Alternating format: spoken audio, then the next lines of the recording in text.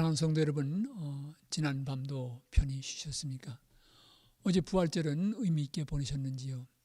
복된 시간이 되었기를 기원합니다. 이 아침 우리 또 주님 앞에 나가서 새벽을 깨우십시다. 다 같이 조용히 묵도 들으심으로 이 기도 시간 시작하겠습니다.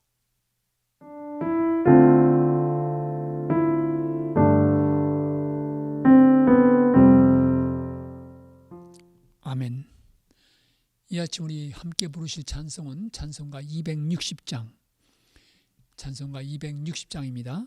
우리를 죄에서 구하시려 같이 부르시겠습니다.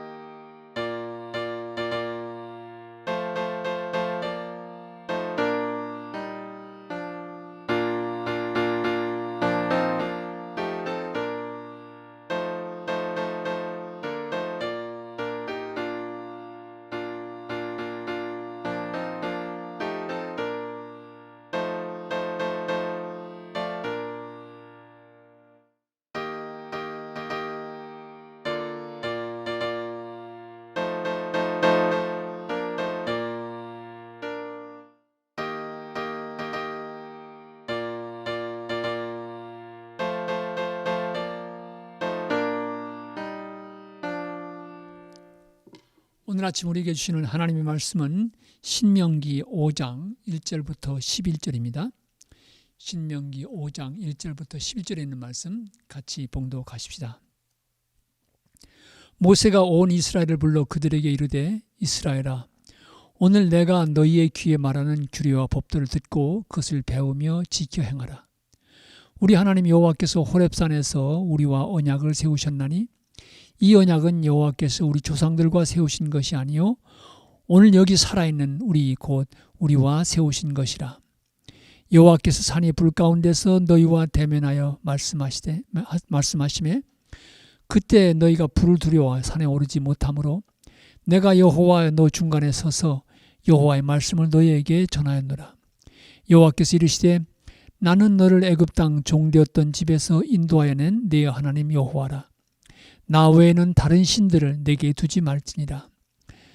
너는 자기를 위하여 새긴 우상을 만들지 말고 위로 하늘에 있는 것이나 아래로 땅에 있는 것이나 땅 및 물속에 있는 것의 어떤 형상도 만들지 말며 그것들에게 절하지 말며 그것들을 섬기지 말라. 나 내 하나님 여호와는 질투하는 하나님인즉 나를 미워하는 자의 죄를 갚되 아버지로부터 아들에게로 3, 4대까지 이르게 하거니와 나를 사랑하고 내 계명을 지키는 자에게는 1000대까지 은혜를 베푸느니라. 너는 내 하나님 여호와 이름을 망령되이 일컫지 말라. 나 여호와는 내 이름을 망령되이 일컫는 자를 죄 없는 줄로 인정하지 아니하리라. 이 아침 우리에게 주시는 하나님의 말씀입니다. 지난 고난주간 동안 우리는 복음서에서 예수님의 고난과 연관된 말씀들을 새벽마다 묵상했습니다. 이제 다시 신명기로 돌아와서 이 신명기 말씀의 묵상을 계속하겠습니다. 교회력에 따르면 이제 부활절 후 성령 강림이 올 때까지를 Great 50 Days라고 말합니다. 이 50일 동안 주님께서 제자들에게 나타나기도 하셨고 말씀도 하셨고 또 마침내 승천하시게 되고 그 후에 제자들이 예루살렘에 모여서 전혀 기도에 힘쓸 때 성령의 충만함을 받게 되는 것, 그날이 바로 이제 오순절이 되지요. 그래서 오순절은 교회의 생이라고도 말할 수가 있습니다. 오늘 이 아침 우리가 함께 읽은 말씀은 신명기에 기록된 십계명 말씀입니다. 그래서 십계명이 구약 성경에 두 곳에서 나오는데 하나는 출애굽기 20장에 있고 그 다음에 신명기 5장에 있습니다. 먼저 우리는 이 십계명이 주어지게 되는 배경을 다시 한번 더듬어 볼 필요가 있습니다. 하나님께서는 이스라엘 백성들을 애굽 땅 종되었던 곳에서 건져내셨습니다. 그리고 그들과 호렙산에서 언약을 맺으신 것을 볼 수 있습니다. 그리고 그때 주셨던 것이 출애굽기 20장에 나와 있는 십계명입니다. 19장에 보면 하나님께서 이스라엘 지도자들 모세에게 말씀하시기를 내 명령을 듣고 내 뜻을 따르면 너희는 내 백성이 되고 제사장 나라가 될 것이라 라고 하나님께서 먼저 그들에게 베푸신 은혜를 기억하면서 출애굽의 하나님이신 것을 기억하게 하시면서 초청을 하십니다. 그때 이제 백성의 지도자들의 모세 이야기를 듣고 우리가 그렇게 주님의 명령을 따라 살겠습니다 라고 함으로 하나님과 이스라엘 백성 사이에 언약이 이루어지게 되는 것입니다. 그때 하나님께서 시내산에 강림하셔서 불 가운데서 임하시는 것을 우리는 출애굽기 속에서 발견하게 됩니다. 오늘 말씀도 이 신명기에서 모세가 다시 그때를 추억하면서 이제 한 첫 번째 세대는 세상을 떠나고 두 번째 세대를 향해서 하나님께서 행하신 역사를 기억하게 하면서 하나님께서 주시는 이 십계명의 말씀을 다시 이들에게 전하고 있습니다. 이 십계명의 말씀은 바로 하나님께서 그들을 종되었던 땅 에집트에서 건져내셨다고 하는 구원의 사건에 기초하는 것입니다. 그래서 출애굽기도 그렇고 이번 말씀도 보면은 먼저 시작을 어떻게 합니까? 5장 6절에 보면 나는 너를 애굽 땅 종되었던 집에서 인도하는 내 하나님 여호와라. 하나님이 누구신지, 그리고 이 하나님께서 이스라엘 백성에게 어떤 역사를 행하셨는지 이것을 먼저 소개하면서 그 뒤에 이어서 이제는 하나님과 언약을 맺은 백성으로 이렇게 살아가라 하면서 가장 기본적인 십계명을 주시는 것을 발견하게 됩니다.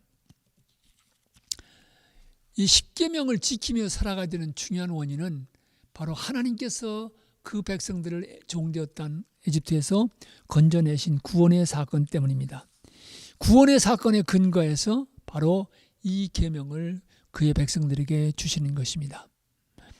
19장 4절을 봐도 그렇습니다. 이 언약의 장면에도 내가 애굽 사람에게 어떻게 행하였음과 내가 어떻게 독수리 날개로 너희를 업어 내게로 인도하였음을 너희가 보았느니라.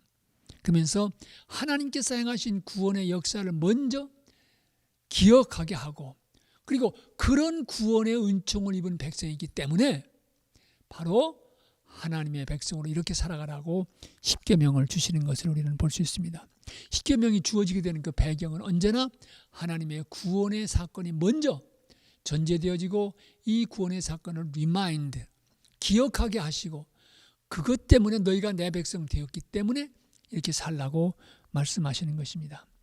이 계명을 주시는 분이 어떤 일을 행하셨고 그 백성들과 어떤 관계가 있는지를 먼저 전제로 하면서 이 명령을 주시는 것입니다. 자, 이 말씀을 보면서 우리가 기억해야 될 것은 바로 하나님의 소유가 되었기 때문에 하나님의 구원의 은총에 참여한 백성이 되었기 때문에 바로 다른 인생을 살아야 된다. 세상의 민족들과는 구별되는 인생을 살아야 된다. 라면서 그 구별된 생, 거룩한 다른 인생의 모습을 바로 십계명으로 말씀해 주고 있는 것입니다. 그렇기 때문에 이 십계명이 갖는 가장 중요한 특징 가운데 하나는 그 십계명 안에 1계명부터 4계명까지는 하나님께 대해서 이스라엘 백성이 어떤 믿음의 고백을 가지고 살아가 되느냐라고 하는 문제고, 그 다음에 5계명부터 10계명까지는 인간과 인간과의 관계에서 어떻게 살아야 되냐 하는 문제를 다루고 있습니다.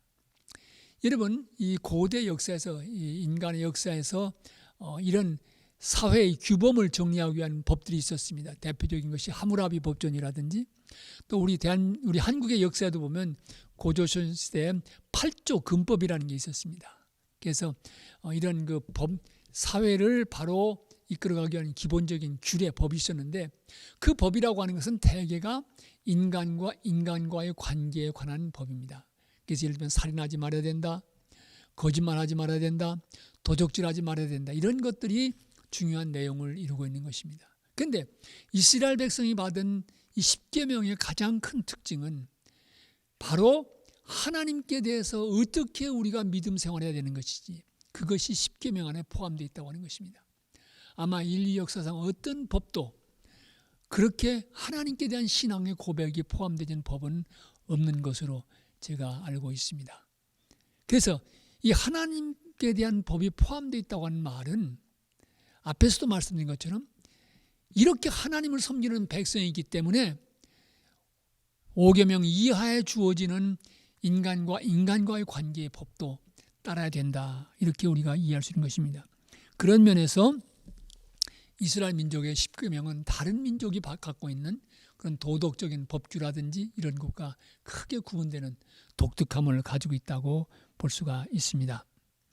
그리고 또 한 가지 이 법이 갖고 있는 특징은 바로 하나님과의 관계에 대한 명령을 포함하고 있기 때문에 이 10계명에 있어서는 이것은 바로 우리의 절대적인 순종을 요청하는 것입니다.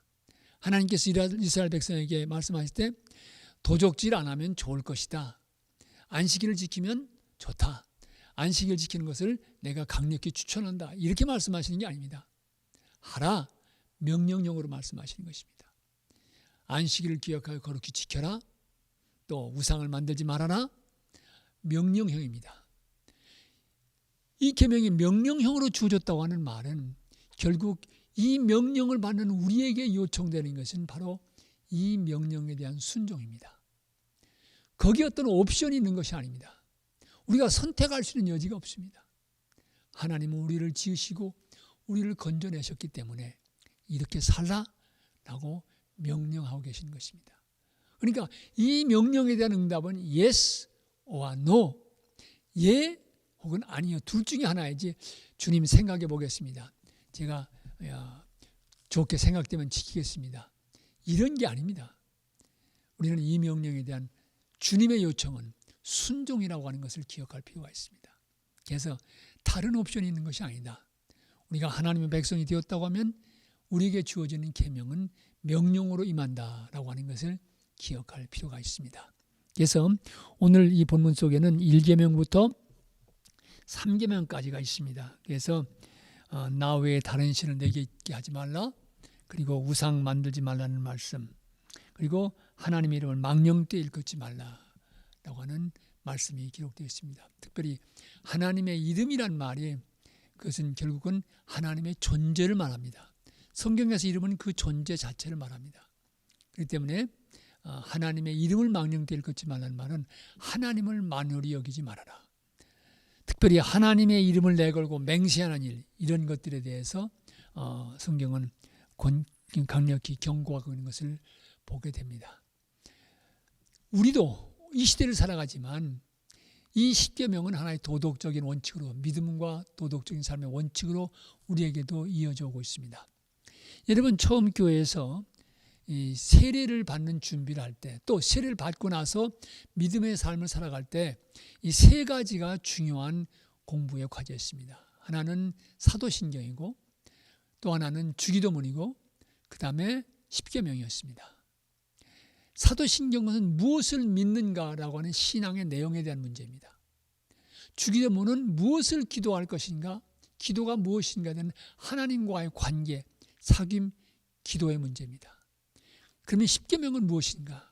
그것은 하나님의 백성으로 어떻게 살아야 될 것인가 라고 하는 문제를 가르쳐준 말씀이 바로 이 십계명인 것입니다. 그래서 그리스도인 된 사람들은 이 세례를 받고 믿음이 성장하는 과정 속에서 언제나 이 사도신경과 또 주기도문 그다음에 십계명을 귀중히 여기며 공부했던 것을 볼 수가 있습니다.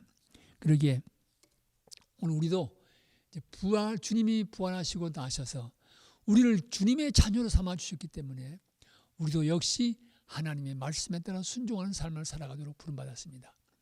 이 십계명을 우리 주님은 요약하셔서 마음을 다하고 뜻을 다하고 성품을 다해서 하나님을 사랑하라. 그리고 내 이웃을 네 몸과 같이 사랑하라. 이렇게 요약을 해 주셨습니다. 우리가 이런 새로운 계명을 지켜야 되는 이유는 우리 주님께서 십자가에서 우리의 죄를 지시고 먼저 돌아가셨기 때문입니다. 그렇기 때문에 우리는 이 새로운 언약에 참여한 백성으로 하나님의 백성이 되었기에 바로 하나님의 백성으로 세상 사람들과 구별된 삶을 살아가는 하나의 중요한 원리로서 십계명 혹은 새로운 계명을 생각하게 되는 것입니다. 오늘 하루 우리가 걸어갈 때도 부활하신 주님을 기억하면서 주님이 우리 삶 속에 베풀어 주신 은혜를 기억하면서 주님이 주신 계명, 삶의 원리를 지켜나가는 거룩한 삶을 살아가시는 오늘 하루가 되어지기를 진심으로 기원합니다. 우리 같이 기도하십시다.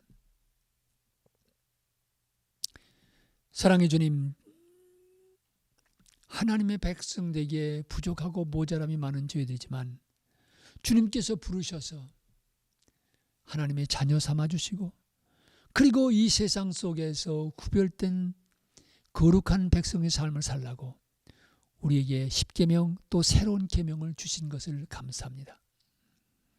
주님, 그리스도로 산다고 하는 것이 무엇인지 그 의미가 점점 퇴색해가는 오늘 세상 속에서 하나님의 백성으로 살아야 할 거룩한 삶을 살아갈 수 있는 용기와 또한 능력을 허락하여 주시옵소서.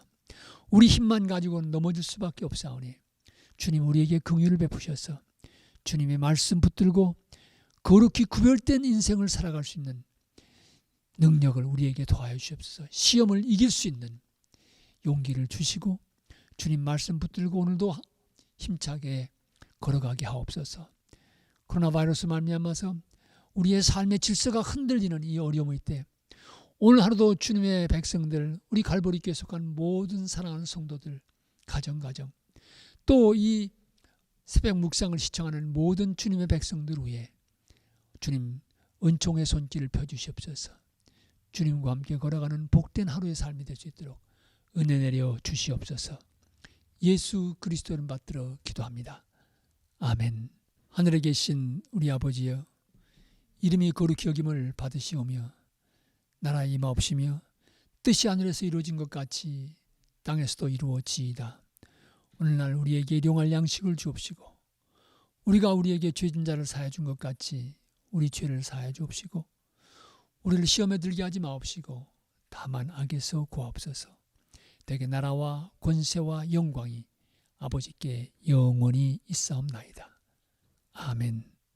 아멘.